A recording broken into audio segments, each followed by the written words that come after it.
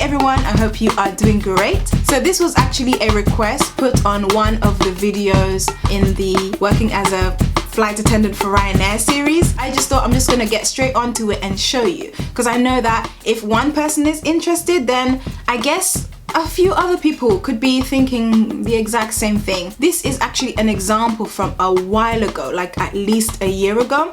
So I'm going to be showing you an example of my real life actual roster. Okay, so you actually get a feel for the exact schedule that I had and the kind of pattern that the flights come in. I want to say first of all that the standard schedule for a Ryanair cabin crew is 5 days on, 3 days off. Those off days are set. They are set from the start of your employment up until whenever you leave, or up until you decide to change your roster. I can't actually remember exactly which roster I was on, but there's roster 1, roster 2, roster 3, roster 4, roster 5, roster 6, roster 7.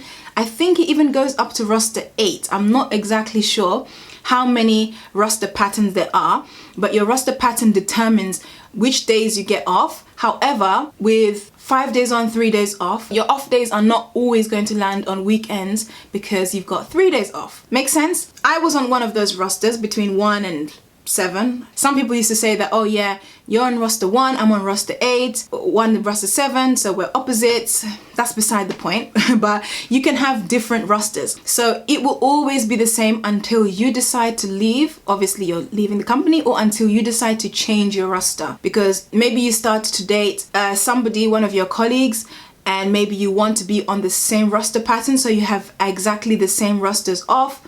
Maybe you decide to date one of the pilots or something. Even the pilots have different rosters, actually. They do. I think they have either 5 days on, 4 days off, or they have 4 days on, 3 days off. Something like that. So if you're dating one of your colleagues, or for whatever reason, you want to have a similar pattern to your friends, or maybe you're living with other cabin crew, you want to basically be closer to their schedules so you really have a similar lifestyle at home or whatever, then maybe you want to swap your roster. Quick explanation, I had to block out some of the info on this roster just so that I could actually publish the video, but you can still get a really good idea of my roster pattern. So yeah, I hope you still enjoy. Every single week, 4 weeks of roster get published. The first week is highlighted in yellow, and that is confirmed. Confirmed duties and off days. In the white at the bottom, there are 3 weeks worth of schedule, and those are in place, but they're not exactly confirmed. So next week, when you get your confirmed roster, the second week on this specific roster will be confirmed, and there will be an additional unconfirmed week at the bottom. If now is the 19th of April, and in 2 weeks time, it is the 3rd of April, you might be looking forward to that flight to Athens, but because it's not confirmed yet, you might not actually be going to Athens, and that could actually be changed when you get your confirmed flights. Okay, so on the first day, you can see that I did Santander, and you can see also the departure time and the arrival time, Zulu time. You have to kind of convert it. So this Zulu time is actually Greenwich Mean Time, or GMT. So you just have to calculate it according to that. After that day, I have 3 off days, and then after those off days, a flight to Budapest. It's an early week. As you can see, all of these flights in the yellow block are early. That means I'm on earlies. So as you can see, this Budapest flight is 1 hour and 35 minutes. So it's a pretty short flight, and I only have Budapest that day. So I'm flying to Budapest and I'm coming back. That is it. That's all I'm doing for that day. The difference between the Budapest arrival time and the Budapest departure time, that's basically the 25 minutes turnaround, and it will look like this for every single roster, every single flight,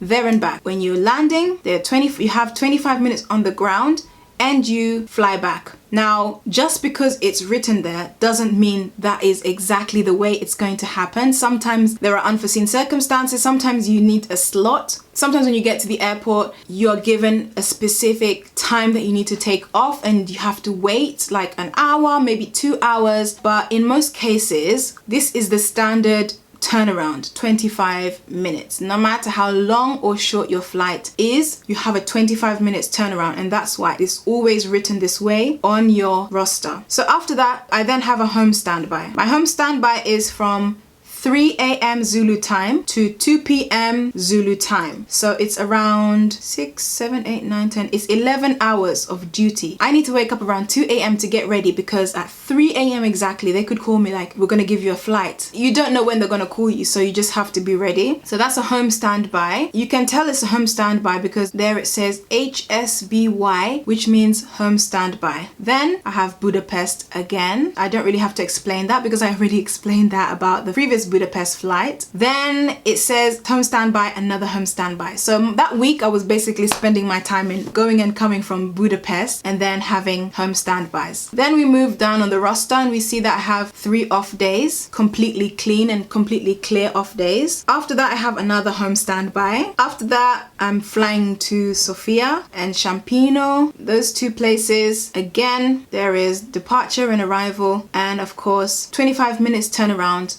while on the ground, and these are on lates. This is a late shift. For the home standby starts at 10:30 and finishes at 9:30. The time you start your next duties is determined by the time you finish your previous block of duties. You have to have 3 clear off days before they give you more duties. So for example, if you happen to finish late for your last block, they might completely change your roster so that you have enough rest days, or they might remove one sector just so that you have enough rest. So back to the roster, I have a flight to Lisbon, and that flight to Lisbon is 3 hours and 35 minutes.